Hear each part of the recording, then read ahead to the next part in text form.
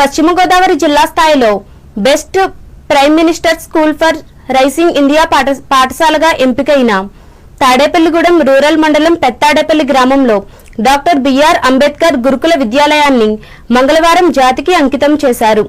దేశ రాజధాని ఢిల్లీ నుంచి కేంద్ర విద్యాశాఖ మంత్రి ధర్మేంద్ర ప్రధాన్ వీడియో సమావేశం ద్వారా ఈ కార్యక్రమం నిర్వహించారు. దీనికి సంబంధించిన శిలాఫలకాన్ని ఇక్కడ జిల్లా విద్యాశాఖ అధికారి ఈ నారాయణ ఆవిష్కరించారు. 2020వ సంవత్సరంలో కేంద్ర ప్రభుత్వం నూతన జాతీయ విద్యా విధానాన్ని తీసుకువచ్చింది. 5 సంవత్సరాలు పూర్తయిన సందర్భంగా జిల్లాల వారీగా ఎంపికైన బెస్ట్ పీఎం శ్రీ పాఠశాలలను కేంద్ర ప్రభుత్వం జాతికి అంకితం చేసింది.